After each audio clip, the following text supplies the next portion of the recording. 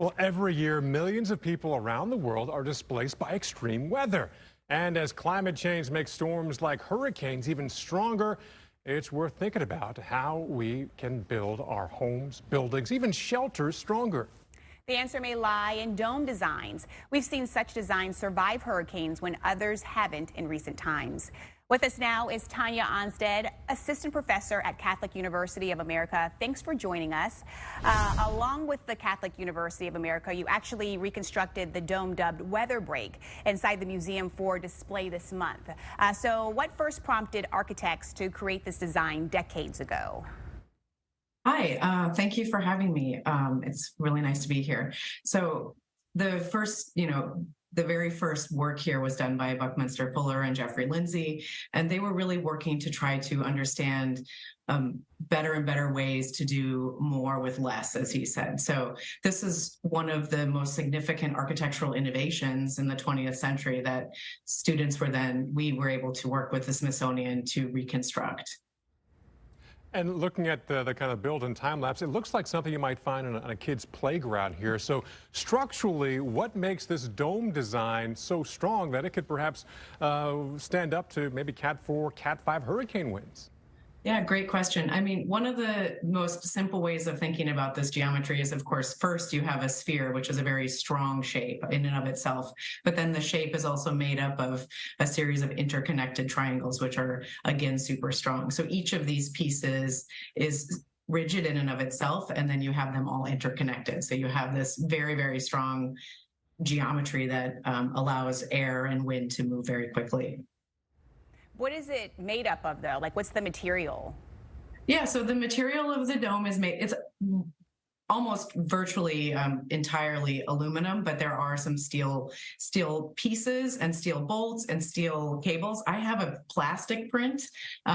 So it's made of, these are what we're calling, these are the sticks, which are the struts. And so it's made up of more or less what we've been calling aluminum sticks.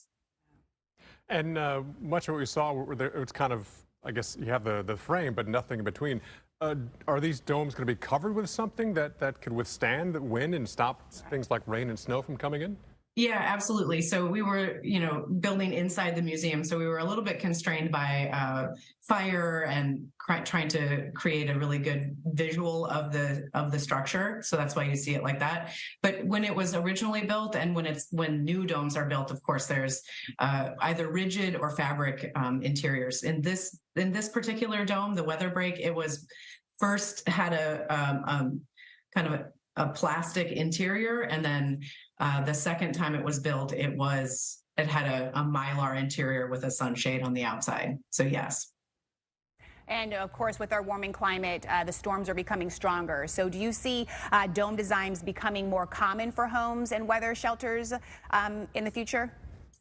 I really hope so. I think the thing that's really exciting about a project like this is not just the collaboration between a really iconic historic object, but also an opportunity for students to get themselves away from the computer and into a museum setting or into working with an actual material. So they're working from the very beginning inception of how to make new pieces to how to assemble new pieces. So getting students together and to try to learn how to do that outside of, plunking away on the computer and generating models that may not work exactly as planned in real life. So I think that's what's been the sort of most exciting part for students, is to really see, what does it mean when you design a certain shape, and how does it have to be fixed or changed in order to go together in a smooth process.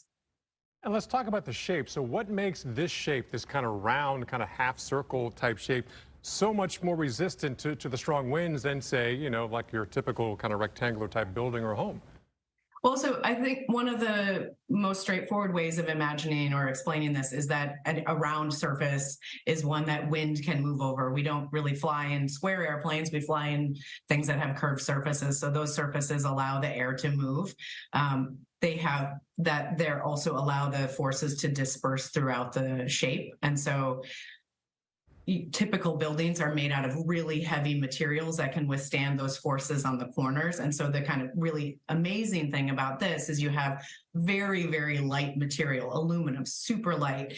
This entire dome, which is 25 feet tall and 50 feet wide, is fit in the back of a U-Haul, right? So there's 1,000 pieces and it weighs about 1,400 pounds. So you can get a two bedroom house, a 2,000 square foot house in the back of a U-Haul. So you have a lot of material. You have a lot of space captured by very little material. So that's kind of the real cool thing about this.